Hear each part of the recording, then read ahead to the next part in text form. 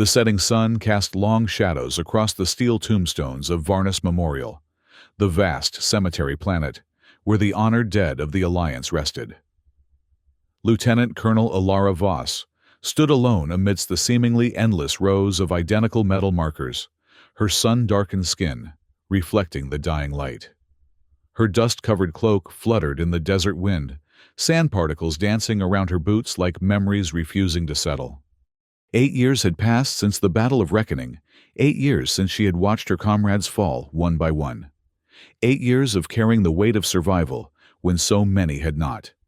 The desert planet's harsh conditions had eroded many of the markers, but H442 remained clear. She had made certain of that. Alara knelt before the grave, her rifle resting across her thighs. It was a habit she could never break, always armed, always ready.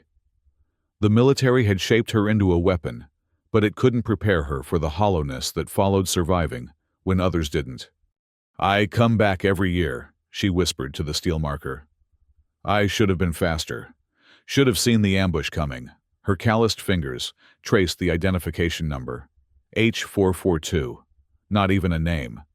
Just another casualty in the Alliance's grand scheme of galactic conquest. "I'm sorry I didn't save you, Rowan," she continued, her voice barely audible above the whisper of shifting sands. "You deserved better than this nameless grave." The desert wind picked up, sending a shiver down Alara's spine despite the lingering heat. Something felt different about this pilgrimage. Perhaps it was the approaching anniversary of the Battle of Reckoning, or perhaps it was simply her own ghosts growing heavier with each passing year. As she bowed her head in silent prayer, not to any god, but to the memory of fallen comrades, Alara heard it. A soft exhale, the unmistakable sound of someone breathing behind her. Her heart hammered against her ribs. No one came to this section of Varnus Memorial. No one but her knew the significance of H442. Slowly, her hand tightening on her rifle, Alara raised her head. She didn't turn immediately. Years of combat had taught her patience. Whoever stood behind her, whether friend, foe, or phantom, would reveal themselves in due time. 8 years, came a voice deep and rough from disuse. 8 years I've wondered if you'd come back. The voice struck Alara like a physical blow. Impossible. She had watched him fall, had seen the cruiser explode with him aboard, had carried the weight of his death for 8 long years. Her muscles tensed as she rose to her feet in one fluid motion, turning to face the ghost of her past. The rifle was up and aimed before her conscious mind had time to process the action. Standing 10 paces away was a man in battered armor.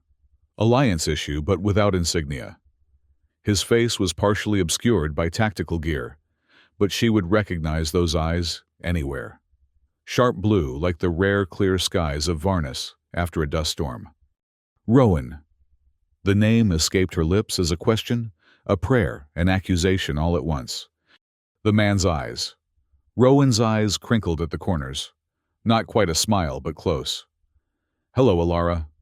Her finger trembled on the trigger. "You're dead. I saw the explosion. I searched the wreckage for weeks. You were meant to." He took a cautious step forward, hands raised to show he wasn't armed. "Everyone was meant to believe Captain Rowan Chase died in the Battle of Reckoning." Alara didn't lower her weapon. "Prove you're him. Tell me something only Rowan would know." The man who claimed to be Rowan didn't hesitate. "The night before the battle, you showed me the scar on your lower back. Told me you got it from a training accident on Ceres Station when you were 19. You said it looked like the Arcturus constellation. I said it looked more like a lopsided smile." The rifle wavered in Alara's hands. No one else could know that.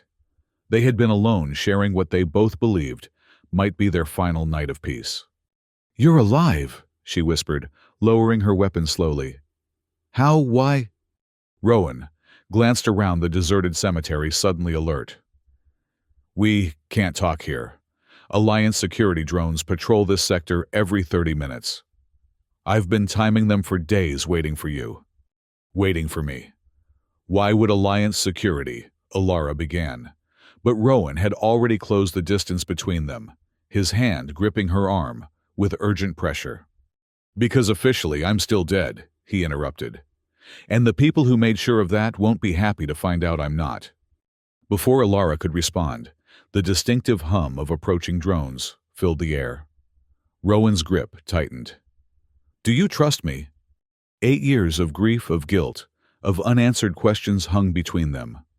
The logical part of Alara's mind screamed caution, but something deeper, something that had never truly accepted his death, made her decision. Lead the way, Captain. They moved swiftly through the cemetery, ducking between the rows of steel markers as the security drones passed overhead. Rowan navigated the terrain with practiced ease, suggesting he'd been preparing for this encounter for some time. He led her to what appeared to be an unmarked grave at the far edge of the memorial field. With practiced efficiency, he pressed a sequence of indentations on the steel plate, revealing it to be not a grave marker at all, but the entrance to an underground bunker. In, he commanded, and Alara complied, sliding down the narrow passage into darkness. Rowan followed, sealing the entrance behind them.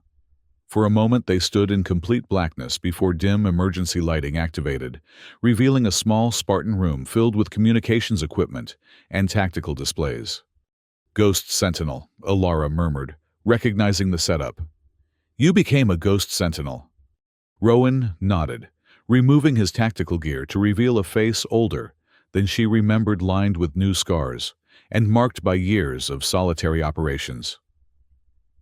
The Alliance approached me before the Battle of Reckoning. They needed deep cover operatives, people who could officially die and continue working without any connection to their past lives. So you let me believe you were dead for 8 years. Alara's voice was steady, but her eyes betrayed the hurt. Let me blame myself. Rowan's expression softened. I didn't know you blamed yourself. I hoped you'd moved on. The mission was supposed to last 2 years maximum. But what I found? Alara, everything we thought we knew about the Battle of Reckoning was a lie. He moved to one of the tactical displays, bringing up classified Alliance documents.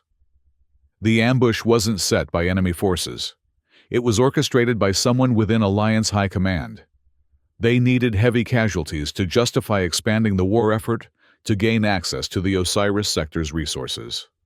Alara stared at the documents, disbelief warring with a growing sense of rage. Are you saying our team was sacrificed for political gain? Not just our team. 3 battalions. Over 8,000 lives. Rowan's voice was hollow.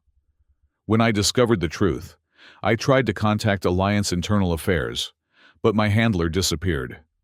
Then, the assassination attempts began. Alara's military training kicked in, analyzing the situation methodically, despite the emotional turmoil. You need evidence, irrefutable proof that would stand up to Alliance scrutiny. I have fragments, pieces of the puzzle, Rowan said, gesturing to the displays. But the complete records, the command signatures, those are stored in the Alliance genetic vault on Varnus Prime. The most secure facility in Alliance space. Alara shook her head. Even with both of us, it would be suicide. Rowan's eyes met hers, and for the first time she saw beyond the hardened operative to the man she had once known. I didn't bring you into this to help me break into the vault, Alara. I brought you here to warn you. The same people who orchestrated the Battle of Reckoning are now in the highest positions of power. And they're beginning to eliminate anyone who served in our battalion, anyone who might accidentally discover the truth. Marshal Arkin, Alara whispered, pieces clicking into place. The hero of the Alliance, promoted after leading the counterattack that saved what was left of our forces. Rowan nodded grimly. Nathan Arkin signed the death warrant for our battalion, and now he's systematically eliminating any loose ends. Alara's mind raced, thinking of comrades who had died in accidents or disappeared on routine missions in recent years. How many had been silenced? How many deaths had been disguised as heroic sacrifices for the Alliance? The bunker's alert system suddenly flashed red, and Rowan moved quickly to the monitoring equipment. Security sweep. They must have detected our entrance. On the screen, Alliance security forces spread out across the memorial field, their movements precise and methodical. They're not looking for grave robbers, Alara observed. That's a kill team. Rowan nodded, already gathering essential equipment. We have maybe 10 minutes before they find the entrance. There's an emergency exit that leads to the transportation hub. If we can make it there, I have a ship waiting. I'm not running, Alara stated firmly. Not without proof. Not without justice for our people. Rowan paused, studying her face. The Alara Voss I knew followed orders. The Alara Voss you knew died, thinking she failed to save her captain. She met his gaze unflinchingly. I'm going to the genetic vault, with or without you. For a moment, tension crackled between them. 8 years of separation of different paths taken and hardships endured. Then, Rowan's expression shifted, and she glimpsed the man she had once trusted with her life. Together then, he said. But not as Alliance soldiers. This mission won't have command approval or extraction protocols. Alara checked her weapon, her decision already made. I haven't been a true Alliance soldier since the day I thought you died. The underground passage stretched for kilometers beneath the memorial fields, an emergency evacuation route, built during the early colonization of Varnus. As they moved swiftly through the dimly lit tunnel, Alara observed Rowan's movements, similar to those she remembered but refined by years of covert operations. More efficient, more deadly. The Ghost Sentinel program, she began breaking the tense silence. It's not just deep cover, is it? They modified you. Rowan's stride didn't falter, but she noticed the slight tension in his shoulders. Enhanced reflexes, accelerated healing, sensory improvements. Nothing that changes who I am. And who is that exactly? The question escaped before she could reconsider it. This time, he did pause, turning to face her in the dim light. I don't know anymore, Alara. 8 years living as a ghost. It changes a person. The raw honesty in his voice struck a chord within her. Before she could respond, however, the distant sound of pursuit echoed through the tunnel. They've found the entrance, Rowan stated, his enhanced senses, picking up what Alara couldn't yet hear. We need to move faster. They increased their pace, the sound of their footsteps masked by tactical dampeners in their boots. Alara's mind worked furiously, processing everything she'd learned in the past hour. If Arkan orchestrated the ambush, she reasoned as they ran, he must have had collaborators. No one could arrange something of that magnitude alone. Rowan nodded. There's an inner circle. 5 or 6 high-ranking officials who benefit from prolonging the conflict. The war is profitable for certain Alliance contractors, like Nexus Armaments. Alara added, thinking of the military supplier that had seen its stock value triple after the Battle of Reckoning.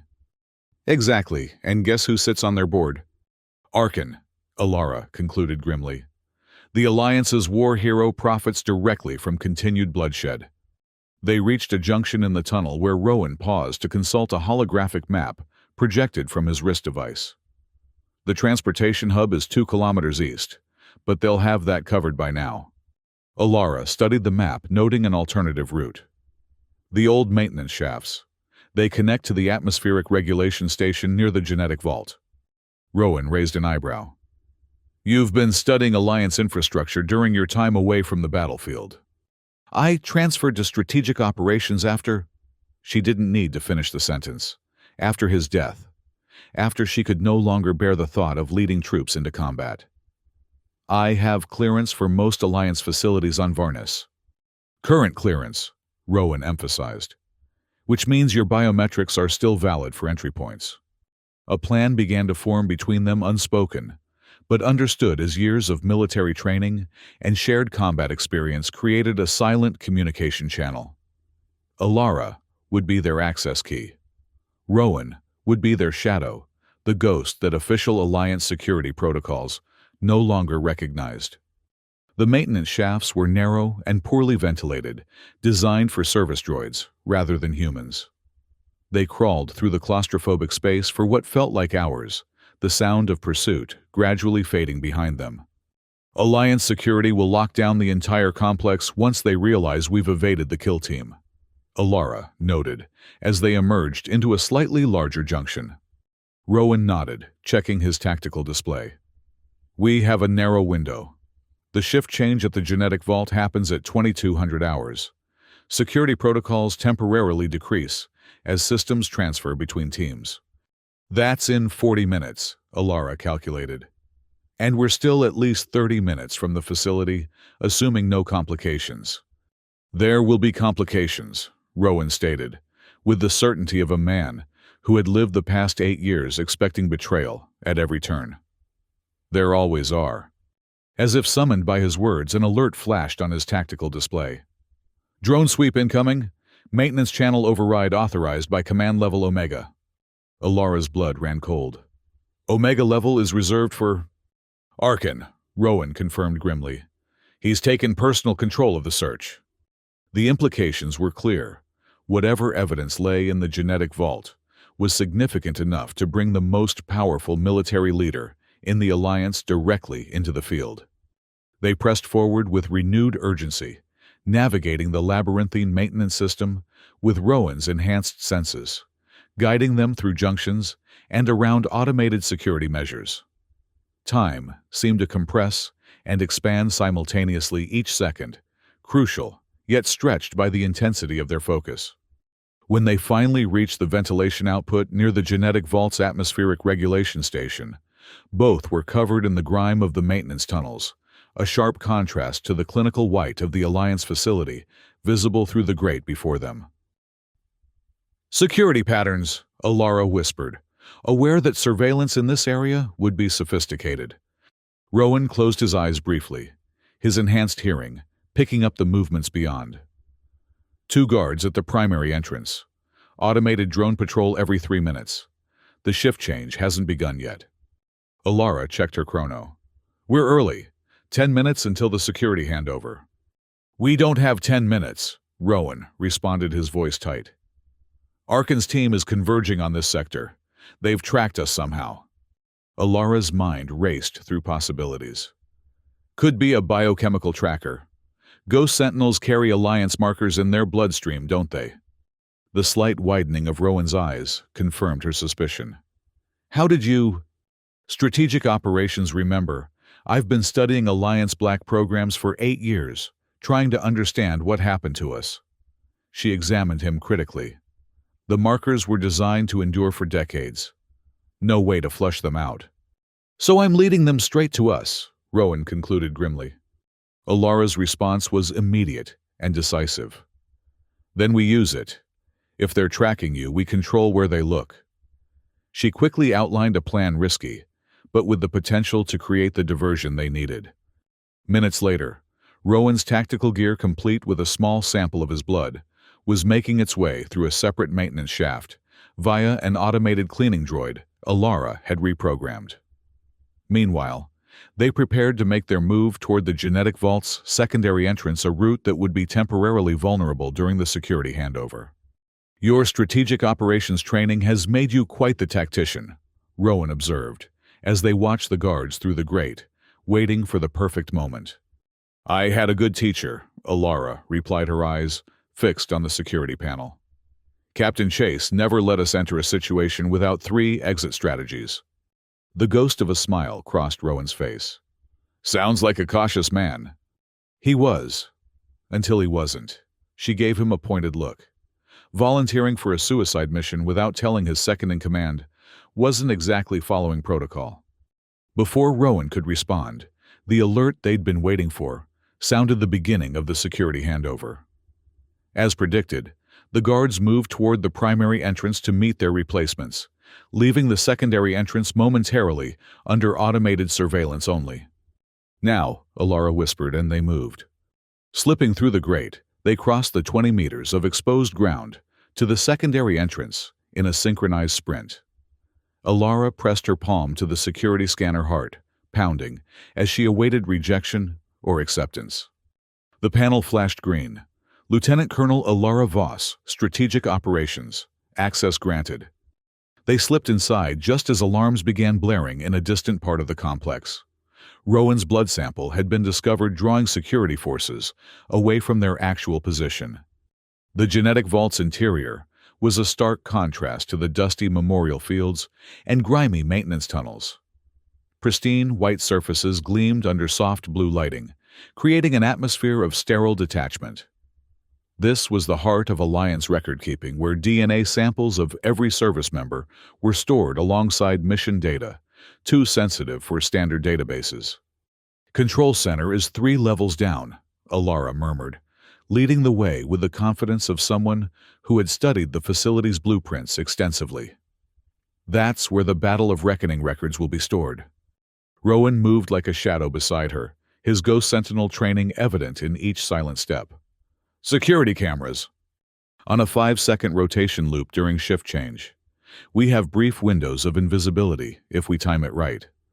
They navigated the labyrinthine corridors with practiced precision, pausing at intersections to avoid patrolling guards and automated security measures. The facility's vastness worked in their favor. With resources pulled toward the false alarm, many sections were left with minimal supervision. "Something's wrong," Rowan murmured as they approached the central elevator shaft.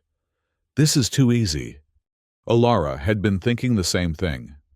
8 years in strategic operations had taught her to recognize when a situation felt off. Could be a trap. "Or Arkin never expected anyone to get this far," Rowan countered. "Ghost Sentinels are trained to operate alone. He wouldn't anticipate us working together." The unspoken truth hung between them.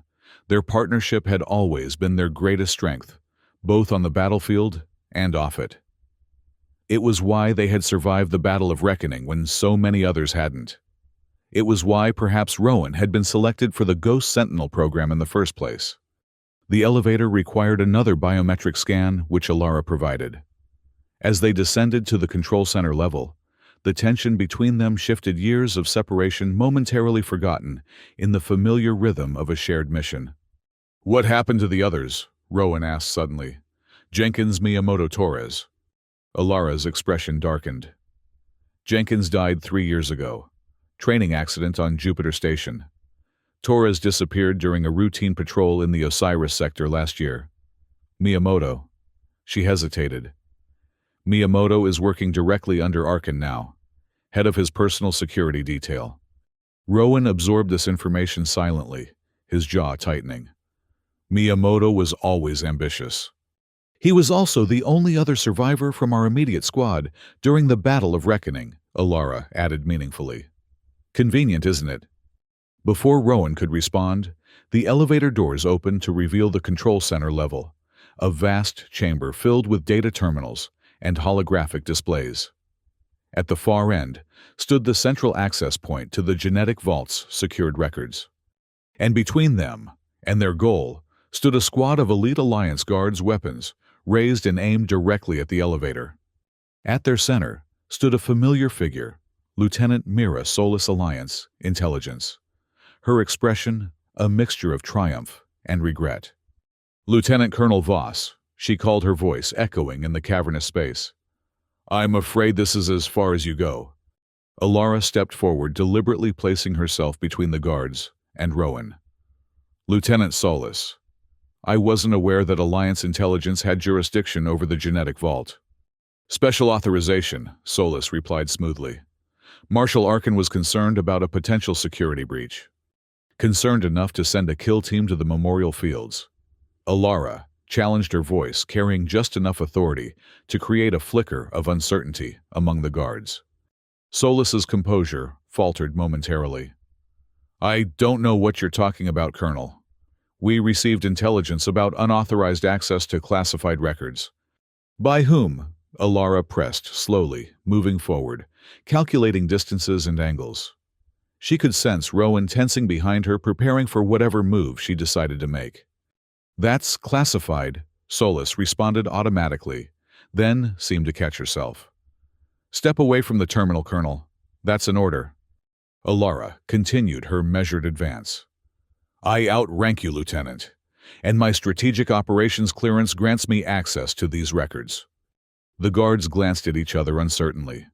Alara's reputation within the Alliance was sterling, a decorated officer with an exemplary service record. Solus, sensing her control of the situation slipping, made a critical error. "She's working with a Ghost Sentinel gone rogue," she announced to her team. Captain Rowan Chase presumed dead after the Battle of Reckoning. The revelation had the opposite effect than intended. Several guards lowered their weapons slightly, confusion evident in their expressions. The Battle of Reckoning was legendary within Alliance forces, and Captain Chase had been posthumously awarded the highest honors for his sacrifice. Alara seized the moment of hesitation. Yes, Captain Chase is alive. Recruited into the Ghost Sentinel program without his consent, then targeted for elimination when he discovered the truth about the Battle of Reckoning. The truth that Marshal Arkin has been desperately trying to hide. "Lies!" Solus hissed, but uncertainty had crept into her voice. "Then let me access the records," Alara challenged. "If I'm wrong, arrest me for treason. But if I'm right..." She let the implication hang in the air. One of the guards, a young sergeant with tension evident in his stance, spoke up. "My brother died in the Battle of Reckoning. We never even recovered his body." Solus turned on him sharply. "Maintain your position, Sergeant." But the damage was done. The squad's unified front had cracked, creating the opening Alara needed. "Now!" she shouted, and chaos erupted. Rowan moved with enhanced speed, disarming the nearest guard, while Alara launched herself at Solus. The remaining guards, caught between conflicting loyalties and confusion, hesitated just long enough for Rowan to reach the central terminal. 3 minutes, he called out, fingers flying over the controls, as he began accessing the classified records. Alara grappled with Solus, both women evenly matched in combat training. "Stand down, Lieutenant," she ordered through gritted teeth. "You're being used as a pawn."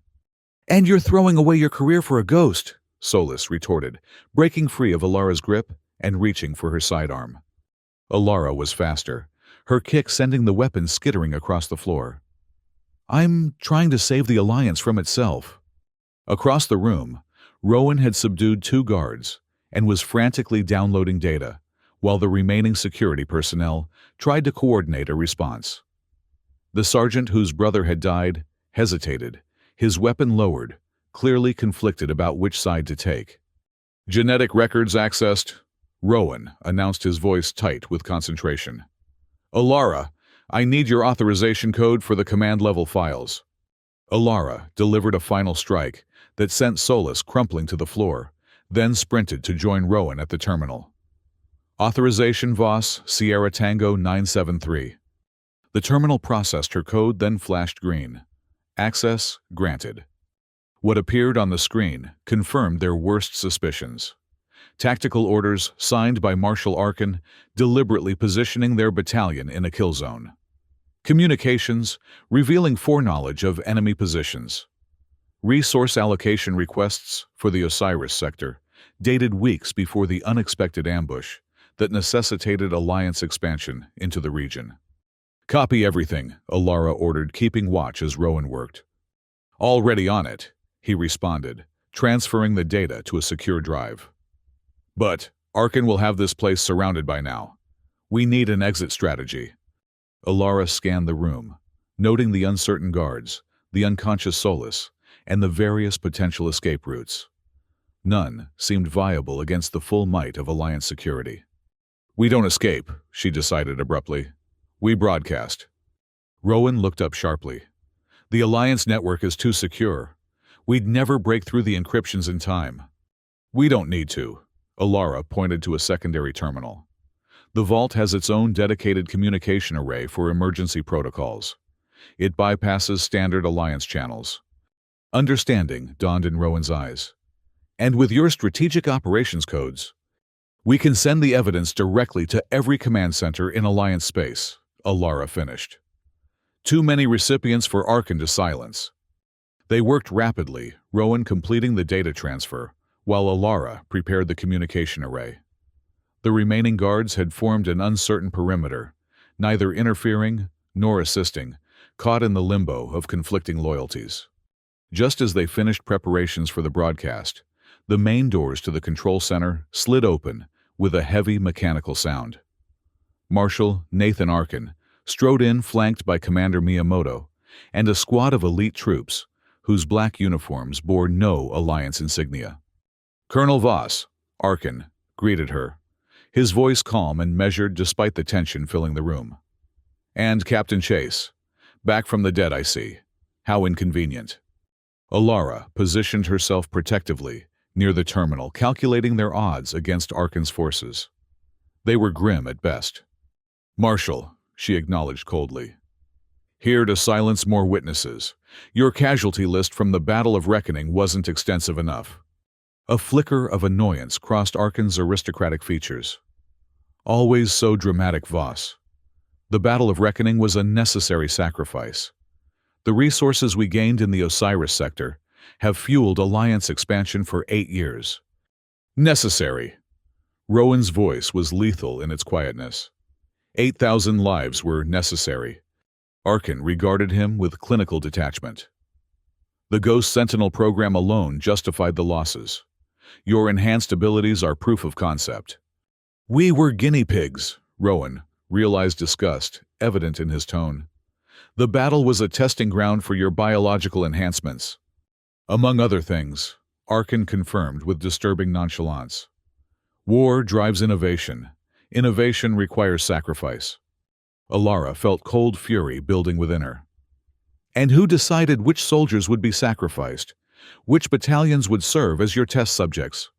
"That's the burden of Command Colonel. Making difficult choices for the greater good." Arkan straightened his immaculate uniform. "Now, step away from that terminal, or Commander Miyamoto will be forced to demonstrate his own enhancements." Miyamoto, once their comrade, now Arkan's loyal enforcer, stepped forward. His eyes held no recognition as he looked at Alara and Rowan, only mechanical determination. Whatever the Ghost Sentinel program had done to Rowan Miyamoto had been subjected to something far more invasive. Alara met Rowan's gaze briefly, a silent communication passing between them. Her finger hovered over the broadcast initiation. "You can't possibly believe you'll leave this facility alive." Arkan stated, his patience visibly thinning. "Even if you broadcast those files, I'll have you labeled as traitors. All evidence dismissed as fabrications." "Perhaps," Alara conceded. "But doubt is a powerful weapon, Marshal. How many officers will question your orders once they see these records? How many will wonder if they're next to be sacrificed for your greater good?"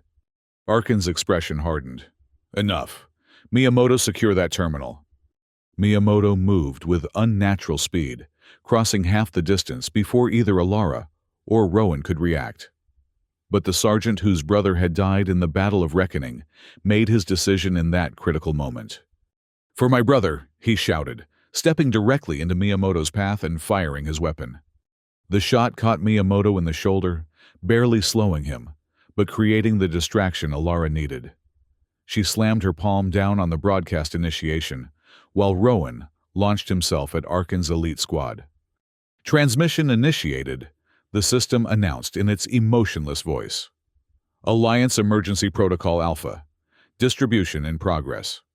Arkan's composed facade cracked, giving way to raw fury. Kill them now!" The control center erupted into chaos. The regular Alliance guards, seeing their sergeant stand, turned on Arkan's black-uniformed squad. Rowan moved with the preternatural speed of his Ghost Sentinel enhancements, disarming 2 of Arkan's men before they could react. Alara found herself face to face with Miyamoto, who had shrugged off the sergeant's shot as though it were a minor inconvenience. His eyes were vacant pupils, unnaturally dilated. "Miyamoto," she attempted, ducking under his first strike. "It's Alara. We served together."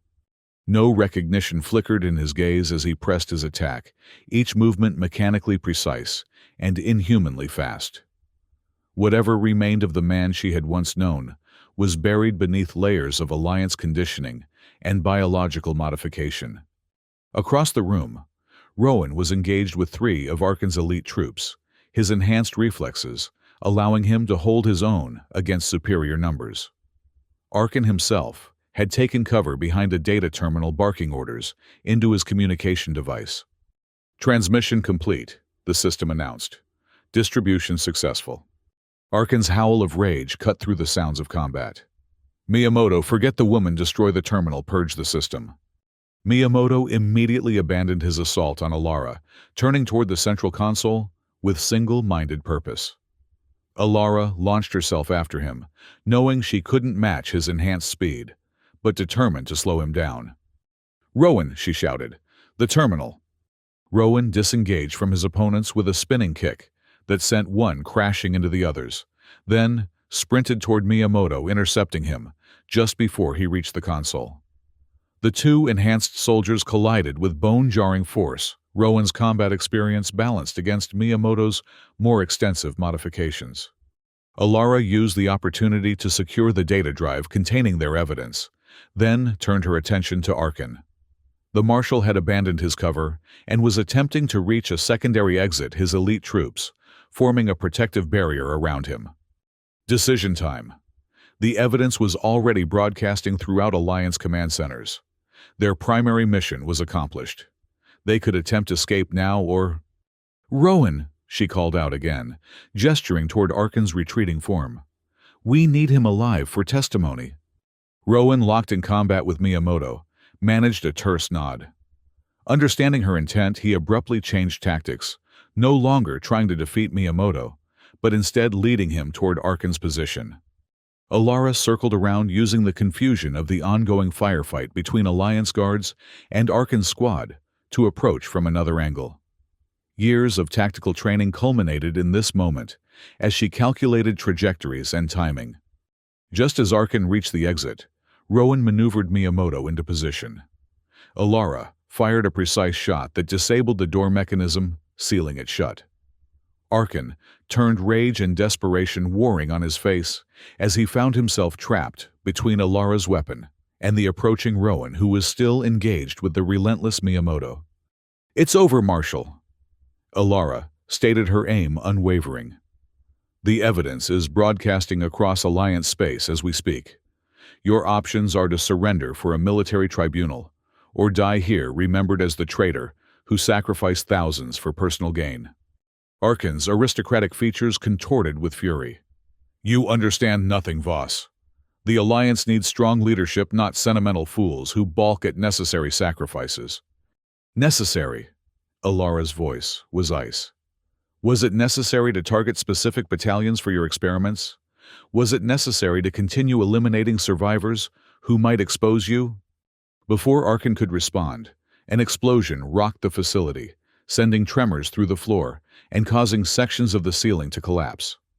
Emergency lighting switched on as the main power fluctuated. "What have you done?" Alara demanded, maintaining her aim despite the chaos. Arkin's laugh was hollow. "Insurance policy, Colonel. If the vault is compromised, certain protocols activate automatically. This entire facility will be reduced to atoms in approximately 5 minutes. Dead heroes or disgraced traitors, your choice." The implications were clear. Arkin would rather die taking them with him than face justice. Another explosion, closer this time, emphasized the urgency of their situation. "Facility self-destruct sequence initiated," announced the automated system. "All personnel evacuate immediately." Rowan, still struggling with Miyamoto, shouted over the din, "Alara, we need to go now!" Decision time again. Justice for Arkin or survival? The evidence was already out. Would Arkin's testimony be worth their lives? As if reading her thoughts, Arkin smiled thinly. "Tick-tock, Colonel." The third explosion was directly overhead, bringing down a large section of ceiling between Alara and Arkin. In the chaos, Miyamoto broke free from Rowan's hold and rushed to Arkin's side, shielding the Marshal with his body, as they retreated through a maintenance hatch that had been exposed by the structural damage. "Alara," Rowan called again, reaching her side and gripping her arm. "The evidence is out. The Alliance will hunt him down. We've done our part." She hesitated, the soldier in her desperate to complete the mission, to ensure Arkin faced justice personally. But Rowan was right. They had accomplished what they came for. The truth was exposed. 4 minutes to complete structural failure, the system warned. The old maintenance tunnels. Alara decided, shifting from vengeance to survival. They connect to the atmospheric regulation station. If we can reach it before the main detonation. Together, they fought their way through the crumbling facility, navigating collapsed corridors and avoiding electrical fires that had broken out across multiple sections. The few remaining Alliance personnel were focused solely on their own escape, paying little attention to the two figures moving with purposeful speed through the chaos. They reached the maintenance access point just as another explosion tore through the level above them, sending a shower of debris down the shaft they needed to climb. "I'll go first," Rowan offered, already pulling himself up. "Test the stability." Alara nodded, covering their rear as he ascended. The facility was coming apart around them, years of classified research and biological samples destined to be reduced to unidentifiable ash. Perhaps, she thought grimly, that was for the best. How many more Ghost Sentinel programs or worse had been developed in this sterile hell? "Clear," Rowan called down, and Alara began her climb, the heat of nearby fires searing through her uniform as she pulled herself up, hand over hand. They emerged into the atmospheric regulation station. Just as the final countdown began, the automated voice, eerily calm, as it announced their potential doom. With no time for caution, they sprinted across the open space toward the external airlocks, the desert of Varnus visible through reinforced windows, so close yet potentially too far. 2 minutes to complete structural failure. The main airlock was locked down in emergency mode, but Rowan's Ghost Sentinel enhancements gave him the strength to manually override the hydraulic system. Metal groaned in protest as he forced the massive door open, just wide enough for them to squeeze through. "Go," he urged, muscles straining to hold the gap. Alara hesitated. "Together or not at all, Captain?" A ghost of a smile flickered across his face. "Still giving me orders, Lieutenant Colonel?" Before she could respond, the door mechanism gave way, entirely the sudden release of pressure, causing the door to slide fully open. They stumbled through together, onto the harsh desert landscape of Varnus, the setting sun casting long shadows across the sand, the same sun that had witnessed Alara's solitary pilgrimage to a grave that had never contained a body. 1 minute to complete structural failure. They ran boots, sinking into loose sand lungs, burning from exertion and smoke inhalation. The distance required to escape the blast radius seemed impossible, but neither slowed their pace. Together, as they had been 8 years ago during the Battle of Reckoning, they fought against seemingly insurmountable odds. The explosion, when it came, was both more and less than expected. A blinding flash, a wall of heat that singed the backs of their uniforms, and then a concussive force that lifted them off their feet and threw them forward into the embrace of Varnus's unforgiving desert. Alara's world went dark, consciousness fleeing, as her body absorbed the impact of her landing. When she awoke, the sky above had transformed from sunset gold to the deep indigo of Varnus's brief twilight. She lay on her back, sand coating every exposed inch of skin, the taste of copper in her mouth, suggesting internal injuries. "Rowan," she called, her voice a ragged whisper. "Here," his response came from nearby, equally strained. "Still alive somehow." Alara turned her head to find him lying a few meters away, his Ghost Sentinel enhancements, likely the only reason he was conscious at all. The remnants of the genetic vault facility burned in the distance, a funeral pyre for secrets and lies. "We did it," she said softly. "The evidence is spreading across Alliance command centers as we speak," Rowan confirmed. "Arkin and Miyamoto escaped, but they're marked men now." Alara managed to sit up despite her body's protests, surveying the desert landscape around them. "We're marked too. The Alliance doesn't take kindly to whistleblowers even when they're right." Rowan struggled to his feet, then offered her his hand. "Then we disappear. I've had 8 years of practice." She accepted his assistance, standing on unsteady legs. "Together." The question contained multitudes, a proposal, a promise, a potential future neither had dared imagine. Rowan's eyes, so familiar despite the years between them, met hers. Together. They made their way slowly across the desert, supporting each other, as the stars of an alien sky emerged above them. The path ahead was uncertain, filled with danger and the promise of pursuit. But for the first time in 8 years, neither walked alone. Weeks later, a solitary figure stood again in the memorial fields of Varnus. The steel grave markers gleamed under the midday sun, countless identical monuments to the honored dead of the Alliance. Alara Voss, no longer a lieutenant colonel, but still carrying herself with military precision, moved purposefully through the rows until she reached H442. The grave that had never contained a body yet had held her grief for 8 long years. The marker had been changed. No longer a sterile identification number, it now bore a name, Captain Rowan Chase. Official Alliance records now acknowledged his heroic sacrifice during the Battle of Reckoning, part of a hasty attempt to control the narrative after the evidence from the genetic vault had been made public. Marshal Arkin had been found dead in his private chambers, the official cause listed as suicide, though rumors persisted of Ghost Sentinel involvement.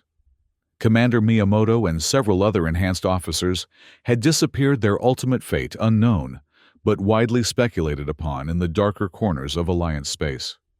Alara knelt before the grave, not in grief this time, but in completion of a ritual. From her pocket, she withdrew a small data chip containing a message which she carefully placed at the base of the marker. "You waited for me to return," she whispered to the empty grave.